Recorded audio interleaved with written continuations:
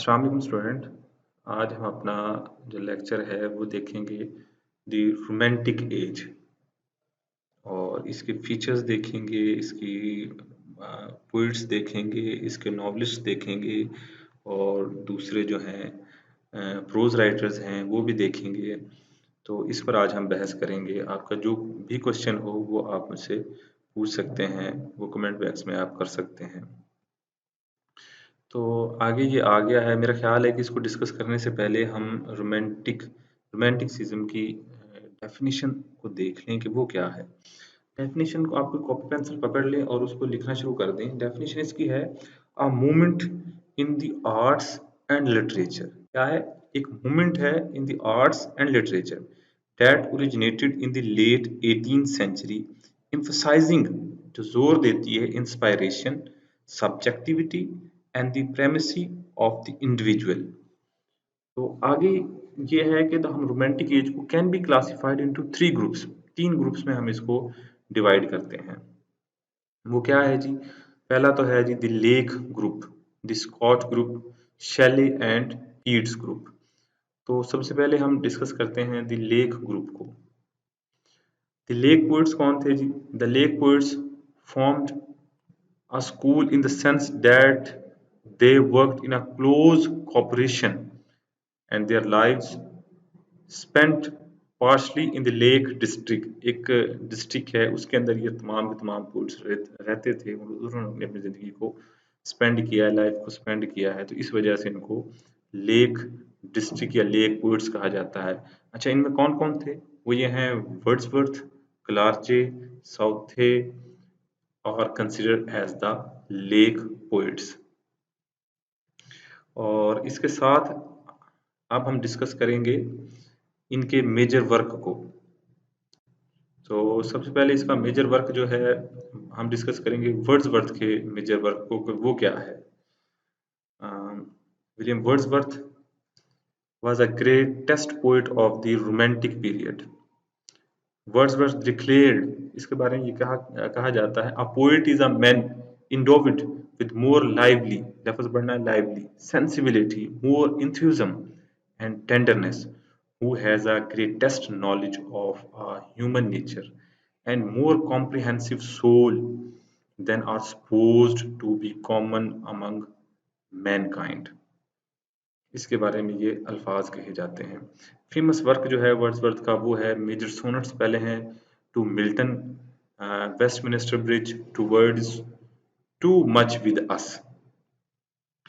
के बाद आ जाता है जी फेमस ऑड्स हैं इसकी, ऑड टू द ड्यूटी है, odd on the imitation of the immortality. Famous poems हैं, सबसे जो फेमस पोएम है, जो मज़ेदार पोएम है, वो है टिंटन एबे। ठीक है, यू ट्रीज है। इस तरह से ये आप नोट करते जाएं इनको। और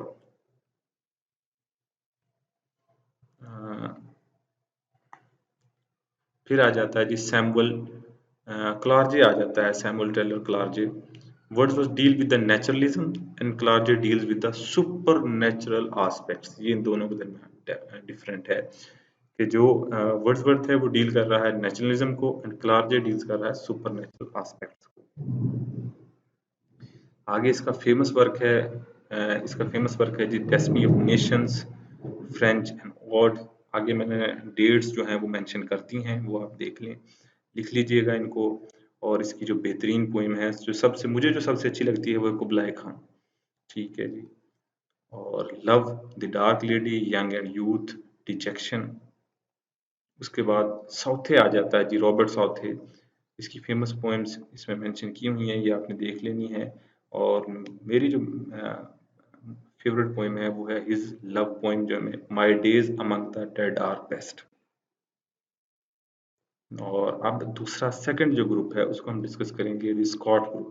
sir Walter Scott, Thomas Moore, ये तीन लोग थे जी।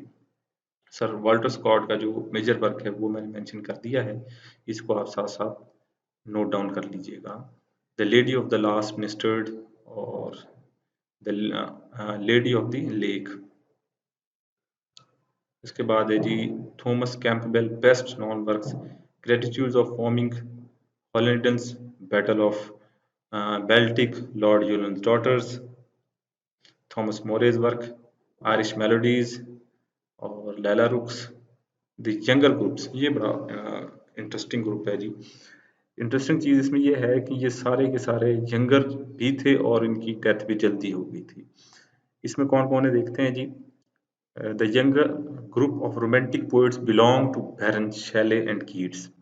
Incidentally, these three poets of second generation of Romanticism died young. Baron at the age of 30, Shelley, Shelley 30 and Keats 25.